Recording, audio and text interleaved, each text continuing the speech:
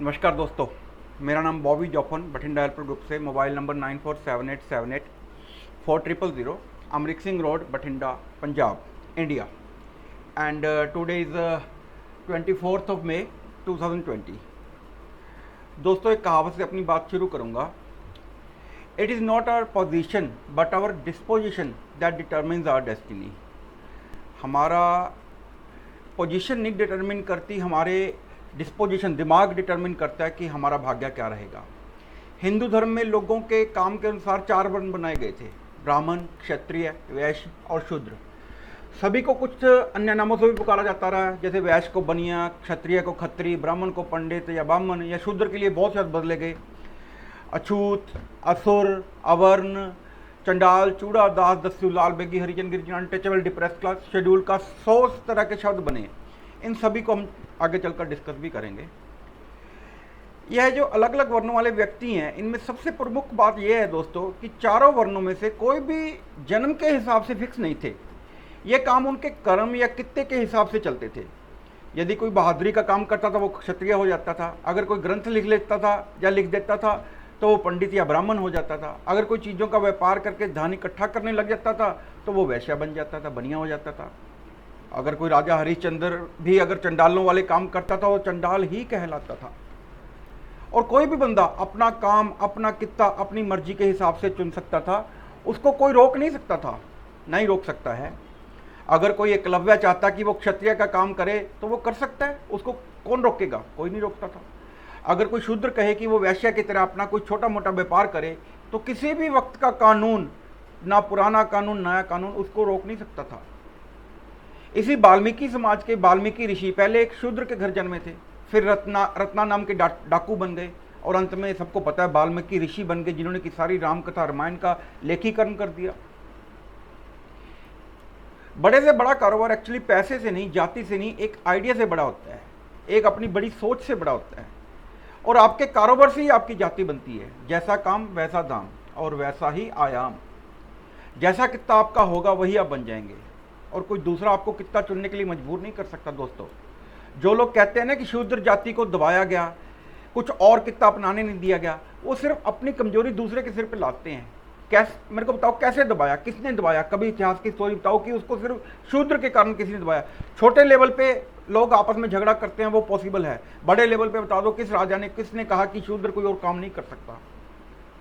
आप यह कह सकते हैं कि गरीब को अमीर दबाता रहा है, दबाने का यत्न करता है, सच है, हो सकता है, क्योंकि दुनिया में 2 ही तबके हैं, 2 ही क्लासेस हैं, विनर और लूजर।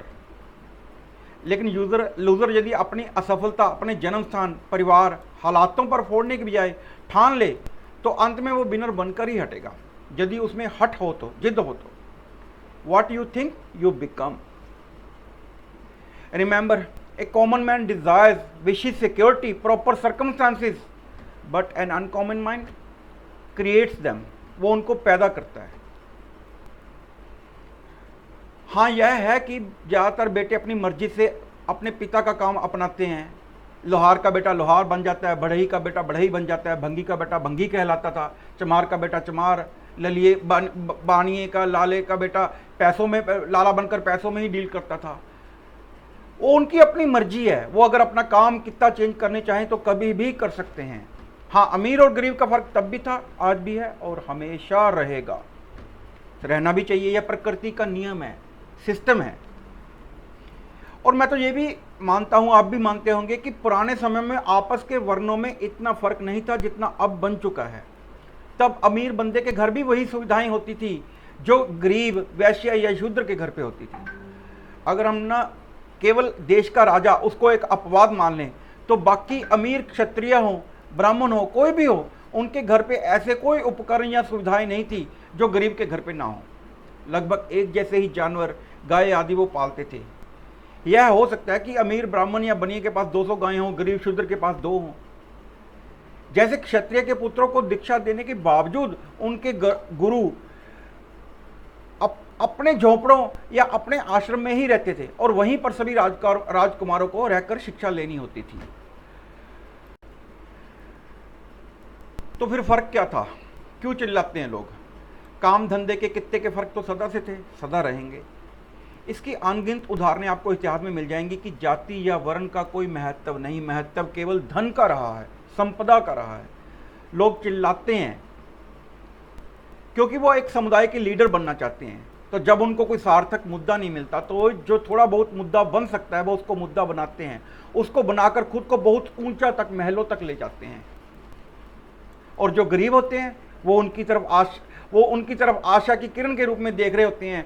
वो तब भी सड़क पर ललचाई भरी नज़रों से उस अमीर के हक में नारे लगा लगा कर अपना कंठ सुखा रहे होते हैं, जिनकी भावनाओं पर पैर रखकर वो औरत या वो मर्द एसी गाड़ी में बैठकर 10-10 कारों के सिक्योरिटी के काफिले में बैठकर उनके पास से गुजर जाता है। उनके पास कार रोकनी तो दूर, उनकी तरफ देखता भी नहीं है।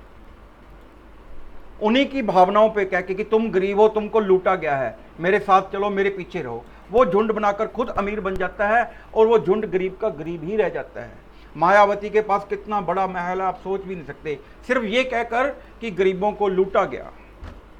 खुद वो कितनी अमीर बन गई है आपको पता भी नहीं है। खैर, धीरे धीरे जो काम दिमागी थे ना, उनकी वैल्यू बढ़ती गई, उनकी तनख्वाह बढ़ती गई, और जो हाथ के काम थे उनकी वैल्यू कम होती गई। लेकिन अगर किसी बनिए के पास क्षत्रिय से भी अधिक संपदा इकट्ठी हो गई ना, तो वो उसका प्रभाव उस देश के सेनापति से भी अधिक हो जाता था, और वो खुद बनिए समुदाय से ऊपर उठकर क्षत्रिय तुल्य समझने लग जाता था अपने आप को, क्योंकि उसके पास संपदा ज़्यादा हो गई। मतलब कहने का कि धन की ही वैल्यू थी। मैं आपको इस बात की कुछ उदाहरणें देना चाहूँगा। गुरु गोविंद जी सिंह के पुत्रों को जोरावर सिंह और फतेह सिंह और माता गुजरी के साथ दोनों पुत्र जो सरसू या सरसा नदी पर बिछड़ गए थे, उनको गंगू तेली मिला रास्ते में, जिसने धोखे से इनको वजीर खां के पास फंसा दिया। लेकिन मोतीराम मेहरा, जो वर्ण व्यवस्था के हिसाब से बिल्कुल निम्न वर्ग का था, उसने उच्चतम कोटि का काम किया, जो एक क्षत्रिय भी नहीं शायद करता या कर देता।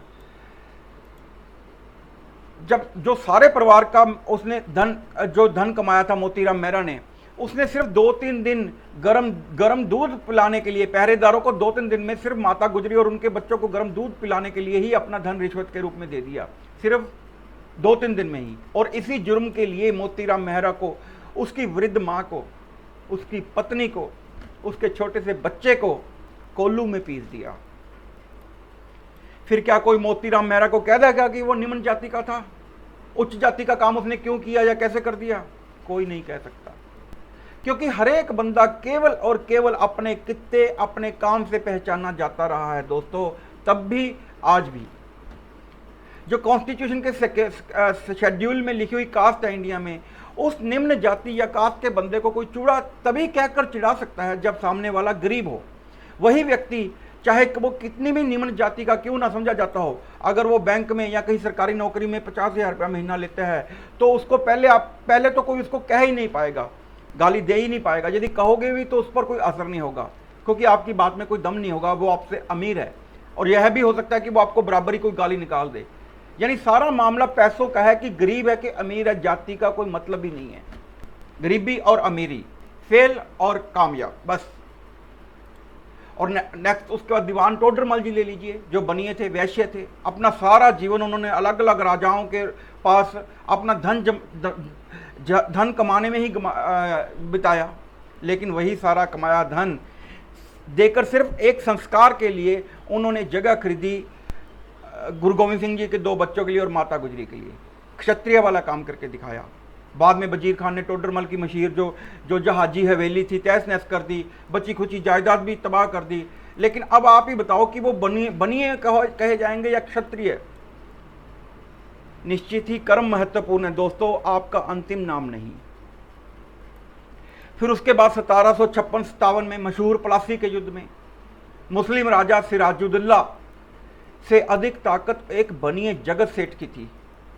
सिराजुद्दौला ने धीरे धीरे करके उस बनिए का सारा धन लूट लिया था।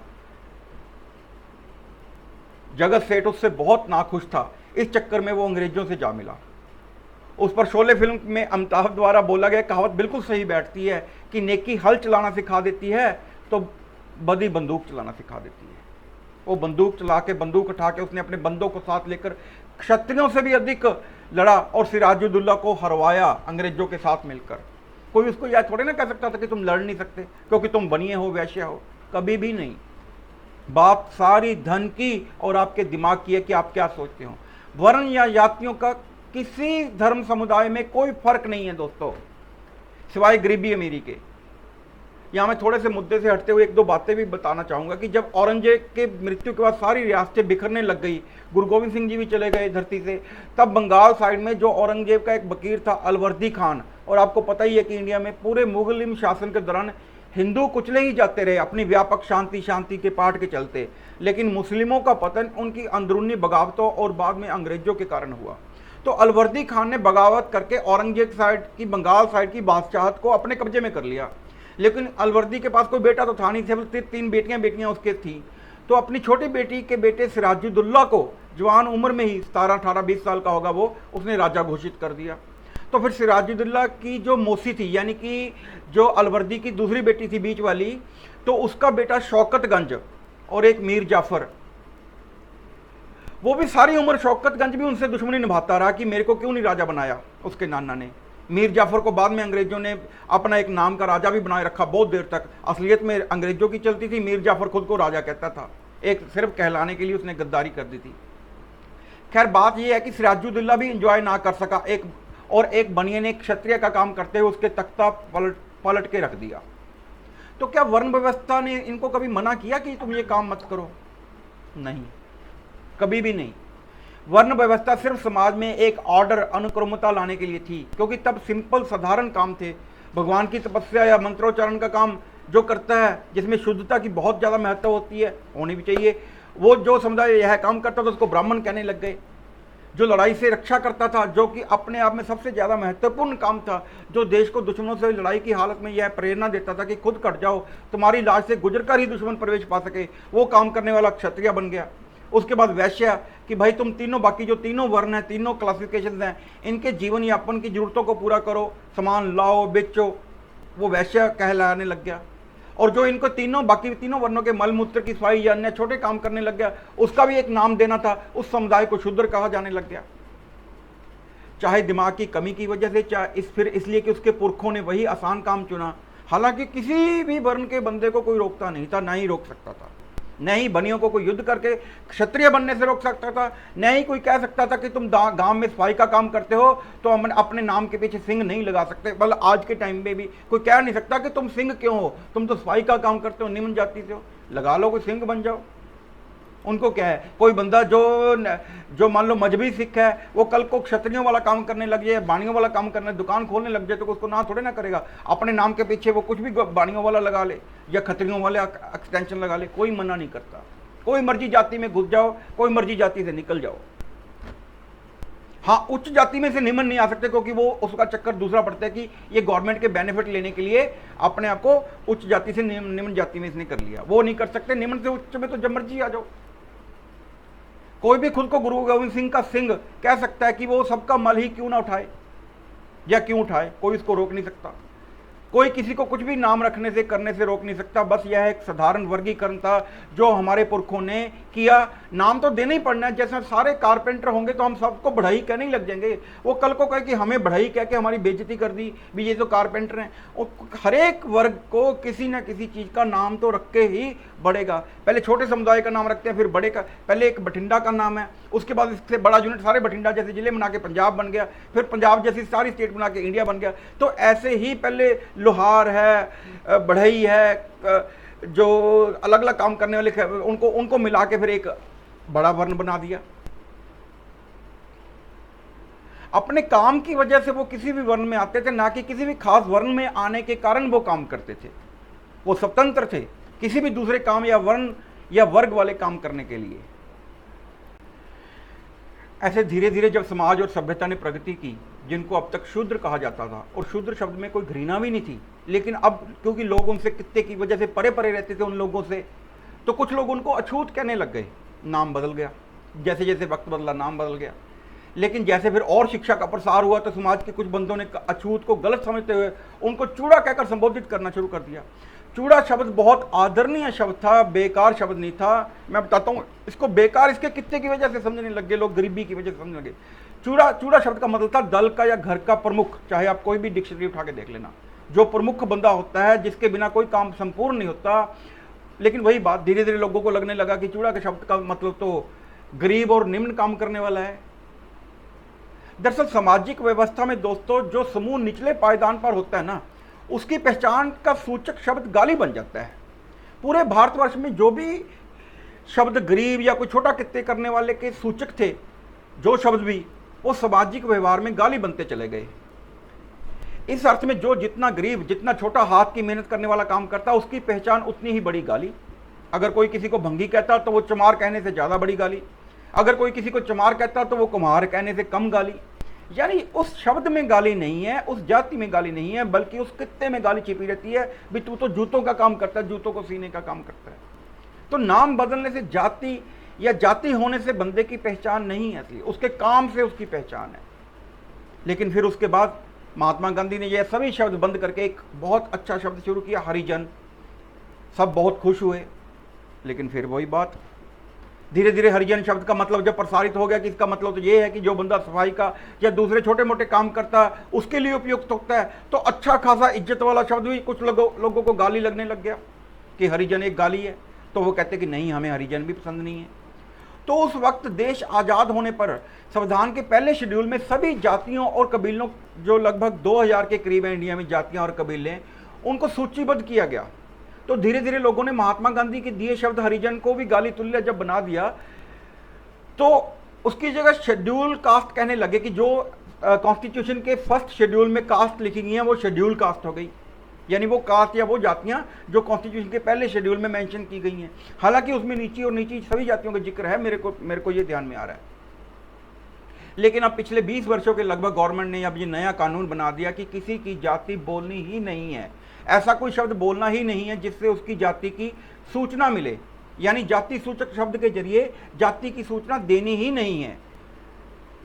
लेकिन खुद दोगली गवर्नमेंट छोटी सी एप्लीकेशन देने जाओ तो सबसे पहले जाति की सूचना मांगती है और दूसरे को कहती है कि जाति की सूचना देनी नहीं, तुमने जाति की सूचना बोली नहीं। तो फिर क्या किया जाए? तो फिर इन गरीब लोगों के लिए एक और नया शब्द ढूंढा गया, यूज किया गया, दलित। लेकिन ये बड़ी हास्यास्पद बात है कि गवर्नमेंट जो खुद पूछती है, आप खुद सोच के देखो, गवर्नमेंट कहती है कि जाति किसी की बतानी नहीं है, जाति पूछनी नहीं है, जाति बोलनी नहीं है, खुद वो जाति पूछती है। छोटा सा फॉर्म भी देने जाओ आप कि तुम्हारी जाति, यानी जो गाली हम किसी को देना नहीं चाहते, कोई सुनना नहीं चाहता, वो गाली उसके मुंह से कहलवाते हैं कि तू खुद बोल तेरी जाति क्या है।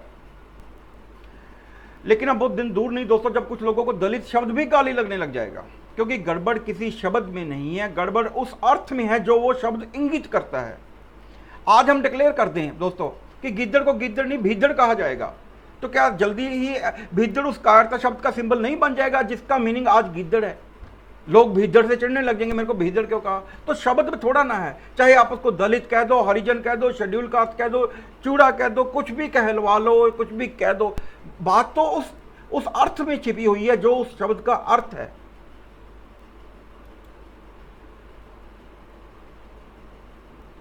जब तुम कहते हो एक साइड पे कि किसी जाति की सूचना दो ही मत, तो तुम खुद सूचना क्यों पूछते हो? इसका मतलब आप वही जाति का शब्द खुद खुल कर ना बोलने से बंदे के बार बार मुंह से कहलवाना चाहते हो। क्या मीनिंग हुआ उस बात का? और फिर जब जाति की सूचना देना तो गलत ही है, तो फिर बनिए की जाति की सूचना देना गलत क्यों नहीं है? वो सही कैसे हो गया? बनिए की जाति की सूचना दो कि तू बनिया है, वो सही है। चूड़े की, अछूत की, दलित की, किसी की भी जाति, चमार की, जो छोटा काम करता है गरीब बंदा, उसकी जाति की सूचना देना गाली है। बामन को बामन कहना पुकारना गाली नहीं है। क्या बेफजूल की बातें हैं ये। खैर, अब मैं अपने अंतिम पॉइंट पे आता हूं जो महत्वपूर्ण पॉइंट है। आज कुछ लोगों ने दोस्तों, सबको मालूम है कि अपना ये बाकायदा धंधा बना लिया है। वो कहते हैं कि हम फलाने वर्ग से संबंधित हैं और हम किराए पर उपलब्ध हैं। अगर आपने समाज में किसी को भी ठीक करना है, उससे बदला लेना है, तो हम पुलिस स्टेशन जाएंगे और कहेंगे कि इस बंदे ने हमें चूड़ा बोला है, या जो भी मतलब हमारी जाति है, चमार, बाजीगर, मेघावल, बामी, खासी, जो भी बोली है वो बोला इसने, क्योंकि उसमें सीधी गिरफ्तारी है। ये मैं मोदी गवर्नमेंट को, मैं मोदी भक्त हूँ, लेकिन ये गालियाँ निकालता हूँ कि जब सुप्रीम कोर्ट ने बोल दिया था कि भाई ये सारा मिसयूज़ हो रहा है ये कानून, तो मोदी गवर्नमेंट को क्या पड़ी थी कि दोबारा फिर वो कर दिया। ये सबसे घटिया काम है मोदी का, मतलब कि जो देश में गलत कानून, गलत चीज़ का उसने पक्ष लिया। और फिर भी जो समुदाय के लिए वो समुदाय उनका एहसान नहीं मानता, ये भी पता है उनको, वो फिर भी उसको गालियां निकालता है मोदी को। सुप्रीम कोर्ट ने देखा कि जब 100% केस रजिस्टर होते हैं, 95% से अधिक, तो वो प्रूव हो जाते हैं कि इसने बोला ही नहीं, उसने बदला लेने के लिए बोला है, तो क्या फायदा। चलो खैर, ऐसा ही केस एक देव समाज के मामले में बठिंडा में सामने आया है। वहां पर एक आदमी निम्मा, जिसको हम आज के कानून के हिसाब से दलित या शेड्यूल कास्ट, जो शेड्यूल में लिखी हुई कास्ट है, कह सकते हैं, और जो फिरोजपुर देव समाज कॉलेज में, पंजाब देव समाज का जो कॉलेज है फिरोजपुर में, पंजाब गवर्नमेंट से सैलरी पा रहा है, लेकिन फिर भी ढिल्लों के कहने से अपनी ड्यूटी छोड़कर यहां देव समाज मंदिर में बैठा है और इनको धमका रहा है रोज। ऐसा नहीं कह, और ऐसा नहीं है कि ये मैं कह रहा हूं, खुद देव अनूप जी सामने आकर, अभी ये मैं स्पीच रिकॉर्ड कर रहा हूं, इसके बाद इससे पहले एक्चुअली रिकॉर्ड हो चुकी है, देव अनूप जी ने खुद सामने आकर इंटरव्यू देकर परसों हम लोगों के सामने ये रोना रोया, दुख रोया कि वो ये बातें कह रहा है। और यह नहीं है कि हम शिकायत उन्होंने पुलिस के पास नहीं दी, लेकिन पुलिस का सबको मालूम है, वो रोज कहते हैं कि अपने ही समुदाय के दूसरे बंदे को इकट्ठा करके पुलिस स्टेशन के सामने जाकर धरना देकर ये कहेगा कि तुमने मेरे को चूड़ा बोला है या मेरी जाति बोली है, मेरी जाति तूने खुलेआम बोल दी है, जबकि आज के दिन मुझे सरकार ही सिर्फ मेरी जाति के वाले नाम से पुकार सकती है, बुला सकती है, कोई बंदा नहीं बुला सकता। तो देव उसको कहता कि भाई मैंने तो कहा ही नहीं। वो कहता कि जब मैं अपनी वाइफ, अपने सैकड़ों साथियों के साथ यह गवाही देंगे हम लोग कि तुमने कहा है, तो तुम जेल में जाने के बाद कोर्ट में साबित करते रहना कि तुमने कहा ही नहीं। देव जी ने यहां तक बोला कि भाई हम लोग, मेरी जाति खुद की किसी को मालूम नहीं, हम सिर्फ देव समाजी हैं, मेरे बारे में किसी को मालूम ही नहीं होगा मैं कौन वर्ण कौन जाति में हूं। मेरे पिताजी की कई साल पहले जब कोई झगड़ा नहीं था किसी से, आज तो ये देव समाज की सोसाइटी का झगड़ा हो गया, उस वक्त भी एक दलित से क्रियाक्रम हमने सारा करवाया था, उसकी तस्वीरें सबूत हैं इनके पास, जो इंटरव्यू इन्होंने दिखाए हैं। तो हम तो मानते ही नहीं थे ये कोई जाति वाती।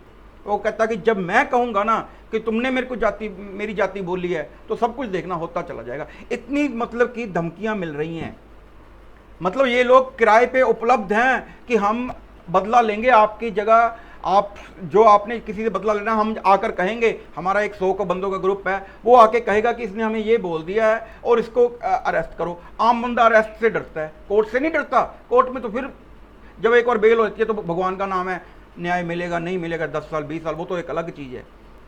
मतलब गिरफ्तारी से एक बंदा डरता है। कौन बंदा चाहता है कि मैं 1 घंटा या 1 दिन या 2 दिन या अंदर वहां पे रह के आऊं। तो ये चीज़ बंद करनी पड़ेगी। मैं आपको देव जी, अनूप जी की वो इंटरव्यू देखिए, और यह चीज़ें खुद अनूप जी के मुंह से सुनिए, मुंह से ही सुन लीजिए, आप देख लीजिए और खुद फैसला करिए कि समाज की हालत क्या है। और आपका फायदा भी हो सकता है, क्योंकि यदि आपने किसी से बदला लेना है तो देव समाज मंदिर में आप संपर्क करते हैं, शायद आपको भी यह सेवा कुछ पैसे देकर मिल जाए। ऐसी चीजें देखकर भी वो इंग्लिश की कहावत भी झूठी लगने लग जाती है। वो कहते हैं ना, truth can be doubted, troubled, upset but not defeated. ऐसी चीजें देख के लगता है कि ट्रुथ भी डिफीट हो सकता है भाई। चलो खैर, और हाँ, जो देव समाज का मुद्दा, एक मैं आपको बता दूं, किसी भी न्यूज़पेपर को दिखाई नहीं दिया पिछले 3 महीने से। सिर्फ मैंने, बठिंडा हेल्पर ने शुरू किया था, वो मैंने पर्सनल लेवल पर भी किया, बठिंडा हेल्पर ग्रुप की तरफ से भी हमने बहुत किया। मतलब उनको यकीन नहीं आया था देव समाज वालों को कि कोई रिपोर्टर उठा लेगा, क्योंकि रिपोर्टर जाते थे वहाँ, उनसे इंटरव्यू लेते थे, किसी न्यूज़पेपर में नहीं छपा। सिर्फ छोटी सी छपी भी तो इनके उल्ट, जो सच्चाई नहीं थी वो चीज़ छपी, वो चीज़ उल्ट करके छापी। आज जो बठिंडा हेल्पर ने खूब शोर मचाया, तो आज वो मुद्दा, भगवान का शुक्र है कि हर एक अखबार को दिख गया। हर एक अखबार को आज वही बातें दिख रही हैं जो 3 महीने पहले बठिंडा हेल्पर जिन चीज़ों की आवाज़ उठा रहा है। भास्कर, जिसमें लिखा था कि ढिल्लों तो कहते हैं अभी 9 लाख 22 लाख खा गया, जबकि वो सामने पड़े थे पैसे बैंक में, क्लियर कट, वही भास्कर आज सारी स्टोरी छापने पर मजबूर हो गया।